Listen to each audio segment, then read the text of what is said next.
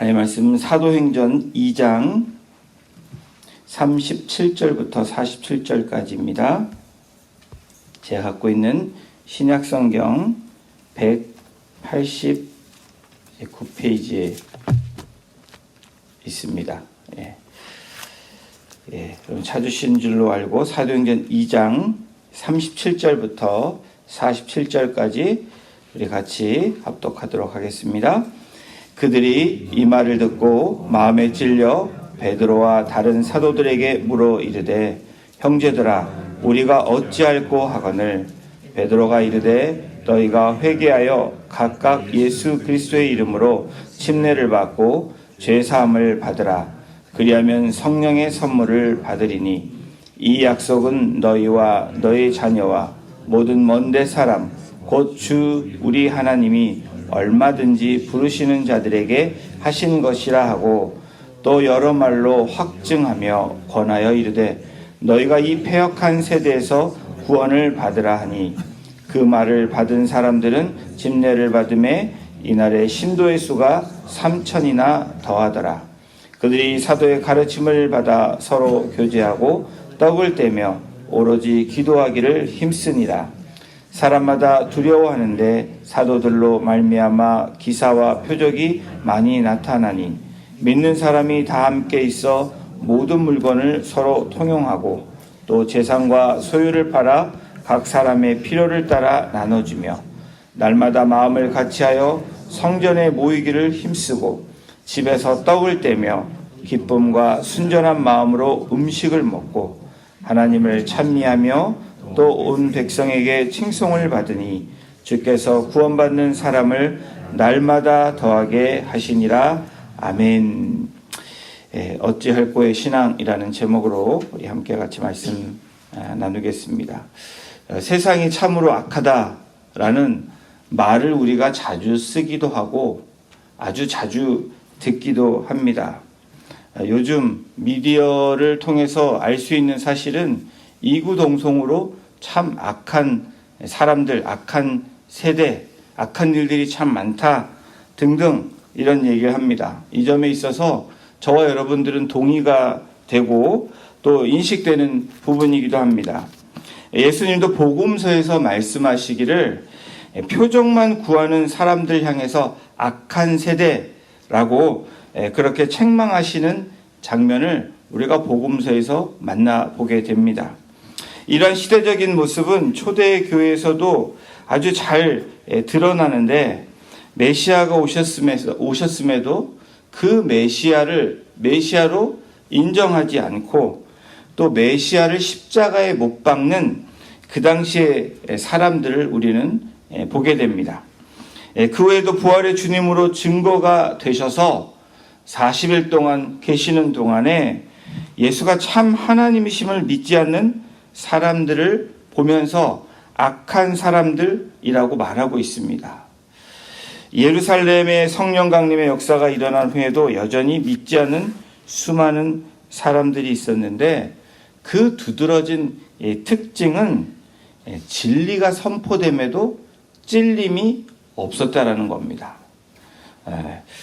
그러는 가운데 사도 베드로가 놀라운 하나님의 말씀을 선포하며 복음을 전하는 장면이 사도행전 2장에 나타나고 있습니다. 어제 본문까지 마지막 절에 우리가 두 번 함께 같이 읽었죠. 그 37절, 36절, 다음에 37절에 이렇게 다음과 같은 일들이 일어납니다. 우리 2장 37절 다시 한번 같이 합독해 보도록 하겠습니다.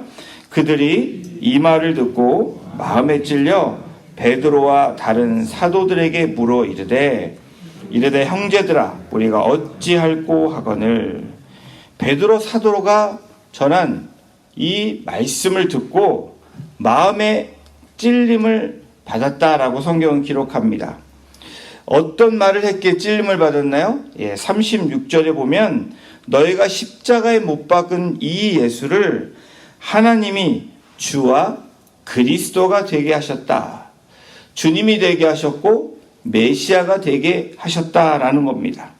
예수가 십자가에 못 박힌 것이 나와 전혀 상관없이 여겼던 모습에서 비로소 성령께서 깨닫게 해주심으로 내가 예수를 십자가에 못 박았다라는 것을 알게 되므로 거기에 모여있던 사람들이 찔림을 받았다라고 이 사도행전 2장 37절에 분명히 기록하고 있습니다.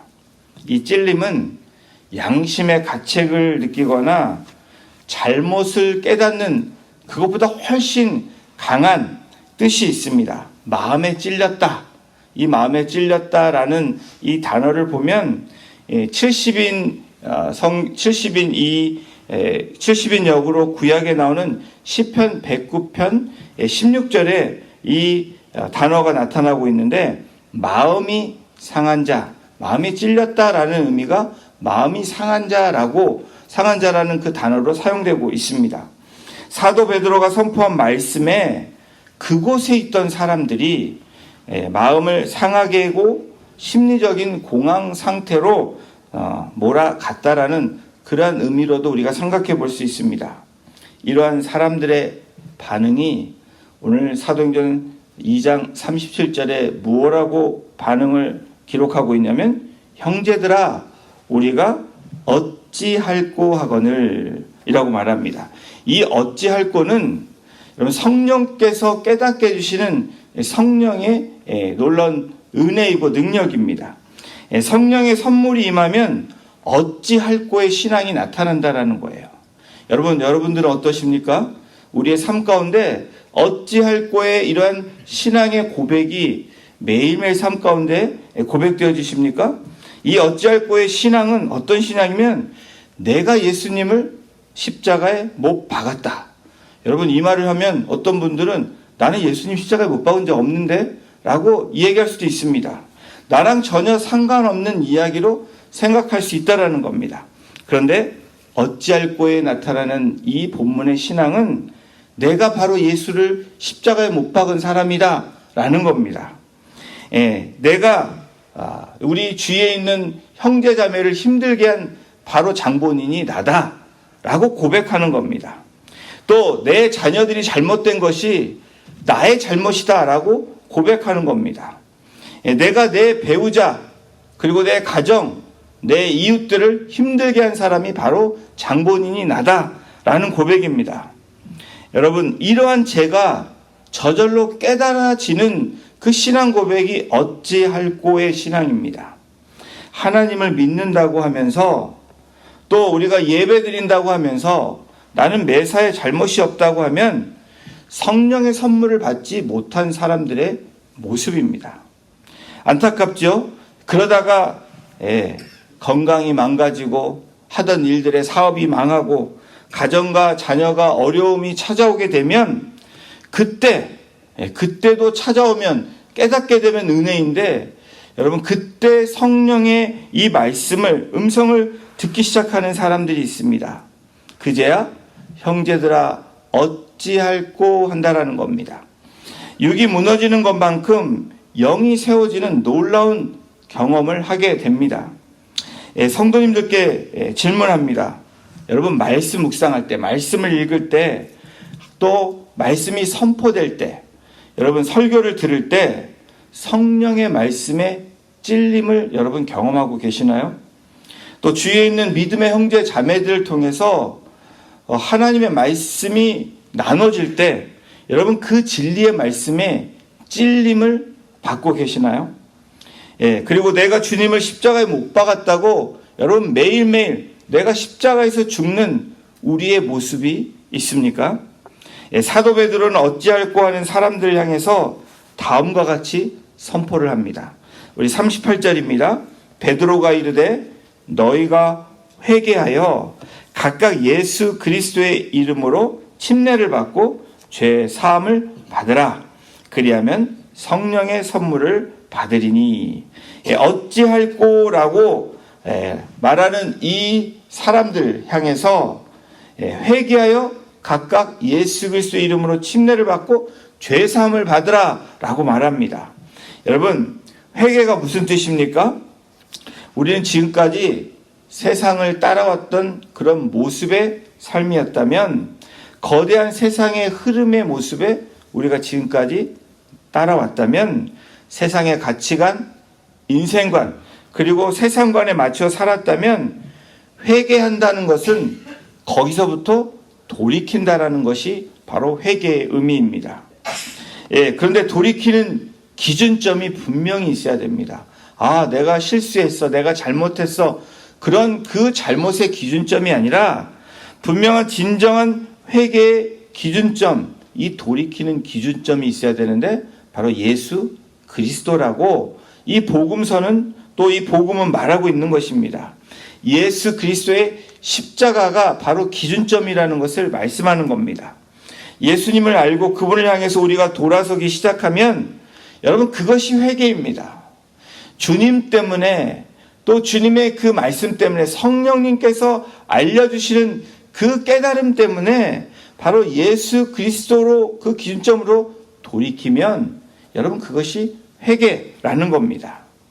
예수님 십자가 양쪽에 있던 강도 두 사람을 생각해 보면 회개의 기준점이 어디 있는지 분명히 알 수 있습니다. 그들의 어떤 잘못, 그 삶의 잘못은 분명히 있습니다. 그러나 한 사람은 돌이키지 않고 한 사람은 기준점인 예수 그리스도로 돌이킴으로 낙원에 이르는 놀라운 은혜를 마지막 죽음 앞에 경험하게 되었다라는 겁니다. 내가 옛날에 죄 지은 것을 후회하고 내가 돈을 얼마 날리고 그리고 그런 것을 후회하는 것이 회개가 아닙니다. 그것들은 회개할 대상이 되지 않는다라는 겁니다. 우리는 회개할 대상을 분명히 알고 구하고 그것을 통해서 우리가 돌이킬 때 바로 회개로 들어가는 겁니다. 우리가 살아가는 삶의 총체적인 방향을 유턴하는 것을 회개라는 겁니다. 나는 이제까지 살면서 그렇게 큰 잘못이 없어 라고 생각해서 그냥 그럭저럭 살아가는 것은 회개를 하지 않은 사람의 모습입니다. 조금 잘못한 것을 내가 돌이켜 회개하고 내 마음에 조금 안 돼 보여서 빚진 것도 잘못한 것, 남에게 보상하는 것, 그렇게 생각하는 것이 회개가 아니라는 겁니다. 그러니까 근본적으로 삶을 바라보는 이 패러다임이, 이 전환이 되어지는 것이 회개라고 정의하는 겁니다. 그러므로 회개는 여러분 총체적인 삶의 변화, 더 좀 강력한 말로 총체적인 삶의 혁명을 이야기합니다. 바뀌어져야 되는 분명한 이 삶의 변화가 일어나는 것이 바로 회개입니다. 여러분, 삶이 총체적으로 변화되고 나면 내 안에 일어나는 모든 중심이 어디로 향할까요? 주님을 향하게 되어 있습니다. 여전히 세상의 세계관에, 세상의 방향으로 나아가는 것은 회개하지 않은 삶으로 살아가고 있다는 증거입니다. 그러한 회개는 사람을 어떻게 변화시켰나요? 이 복음서에 삭개오라는 사람을 우리가 생각해 보면 진정한 회개가 바로 이 삭개오의 모습을 통해서 우리가 볼 수 있습니다. 삭개오가 회개가 일어나니까 자신이 토색한 것 다 토해내겠다고 4배로 갚고 모든 것을 재산을 다 해서 갚겠다고 나옵니다. 여러분, 이러한 결과가 어디서부터 나왔을까요? 바로 총체적인 삶의 혁명, 주님을 만나고 주님께 돌아오니까 그거에 대한 본인의 고백과 이 행함이 이렇게 나타났다라는 겁니다. 주님께서 갚으라고 말하지 않아도 회개하는 삭개오를 우리는 복음서에서 만나볼 수 있습니다. 여러분, 회개하면, 잘 들으십시오. 회개하면 처음에는 바위만한 큰 죄가 보입니다. 그 다음에는 주먹만한 이 돌의 죄가 보이다가 더 나아가서는 모래알 같은 죄가 보이기 시작합니다. 그리고 더 나아가면 햇살에 비치는 먼지 같은 그 죄까지 우리가 보이게 된다는 겁니다. 이것이 진정으로 회개한 사람들의 모습이라는 거예요. 여러분, 사도 바울이 예수님을 만나고 회개한 후에 그의 고백이 무엇입니까? 오호라, 나는 공고한 사람입니다 라고 고백하고 있습니다. 예수님을 만났지만 점점 바위 같은 그리고 돌멩이 같은, 모래 같은, 먼지 같은 그것까지도 나를 발견하게 되면서 이 사망의 몸에서 누가 나를 건져낼 거라고 그렇게 고백하고 있는 이 로마서의 이 고백, 그것이 바로 사도 바울의 고백입니다. 오늘 너희가 회개하여 각각 예수 그리스도의 이름으로 침례를 받고 죄 사함을 받으라. 이 사도 베드로가 모여있는 이 무리들을 향해서 하나님의 말씀을 선포하고 증거하고 있는 것입니다. 예수님의 이름으로 죄 사함을 받으라는 거예요. 여러분, 우리의 행위로, 우리의 의로 나아가는 것이 아니라 예수 그리스도의 이름으로 나아가라고 이야기합니다. 그리고 나면 성령을 선물로 받는다라는 거예요. 이 말세의 모든 성도에게 성령을 부어주시겠다고 말씀하시는 바로 이 예수님께서 부활 승천하시고 보혜사 성령을 보내주시겠다는 이 성령의 선물, 이 성령의 선물은 여러분, 성령의 선물하면 저와 여러분들이 잘못하면 은사들을 생각할 수 있습니다. 그런데 여기서 나오는 이 성령의 선물은 단수입니다. 성령님을 말씀하는 겁니다. 성령께서 부어주시는 그 놀라운 은혜들을 이 성령이 부어주시는 그 선물을 받게 된다는 거예요. 이 약속은 다음과 같이 이어진다고 선포합니다. 우리 39절을 함께 같이 읽어보겠습니다. 시작. 이 약속은 너희와 너희 자녀와 모든 먼 데 사람 곧 주 우리 하나님이 얼마든지 부르시는 자들에게 하신 것이라 하고, 베드로 사도는 이 약속이 지금 복음을 듣는 너희들뿐 아니라 앞으로 자녀에게도 또 미래의 후손들에게도 주어지는 선물이다라고 선포하고 있습니다. 여러분, 시간적으로는 자녀와 다가올 세대들에게 이야기하지만 공간적으로도 흩어져 있는 디아스포라, 그리고 유대인이나 이방인 모두를 가리키는, 열방을 가리키는 하나님의 놀라운 은혜의 말씀이 바로 사도 베드로를 통해서 증거되고 있습니다. 다시 말하면 얼마든지 누구든지 주님을 부르는 자들에게 약속하시는 약속의 말씀입니다. 그러면서 사도 베드로는 설교의 마무리를 어떻게 합니까? 구원을 받으라 라고 마무리합니다. 자, 2장 40절을 우리 또 한번 같이 읽어보겠습니다. 시작. 또 여러 말로 확증하며 권하여 이르되 너희가 이 패역한 세대에서 구원을 받으라니. 여러분, 이 패역한 이 악한 세대의 가장 중요한 복음의 핵심은 무엇일까요? 예수 그리스도를 통해서 구원을 받는 것입니다. 여러분, 우리가 이 땅 가운데 살아가는 가장 중요한 이 미션이 무엇입니까? 하나님 우리를 부르신 가장 중요한 소명이 뭐라고 생각하십니까? 바로 죽어져가는 영혼, 아직도 예수 그리스도를 알지 못하는 자들에게 복음을 전하는 것이 바로 우리의 소명이고, 그 복음을 전하기 위해서 나아가는 삶의 모습이 바로 우리의 미션입니다. 베드로는 패역한 세대에게 구원을 촉구합니다. 그랬더니 어떤 일이 일어났나요? 그날 3,000명이 예수 그리스도를 믿고 침례를 받았다. 여러분, 놀라운 역사가 일어납니다. 여러분, 그 놀라운 역사는 여러분 누구를 통해서 일어납니까? 복음을 전하는 자들을 통해서, 그 복음을 듣는 사람들에게 하나님이 주시는 성령의 선물, 성령이 역사하심으로 그날에 3,000명이 주님 앞에 돌아왔다라는 겁니다. 여러분, 감동이 안 되시죠? 왜 안 되는 줄 아십니까? 우리가 복음에 대한, 그리고 복음을 전해서 영원히 돌아온 그 기쁨을 만끽한 사람은, 누리는 사람들은 이것이 감동이 됩니다. 그런데 그냥 그럭저럭 오늘도 와서 예배 드리고, 그것도 여러분 좋은 일이지만 정말 우리가 의미 있는 삶, 하나님이 기뻐하시는 삶은 바로 주님 앞에 돌이키는 것입니다. 그리고 내가 돌이켜서 그 받은 구원의 은혜를 나누어지는 삶이 복된 인생이라고 이야기하는 겁니다. 어떻게 갑자기 3,000명이 돌아왔을까?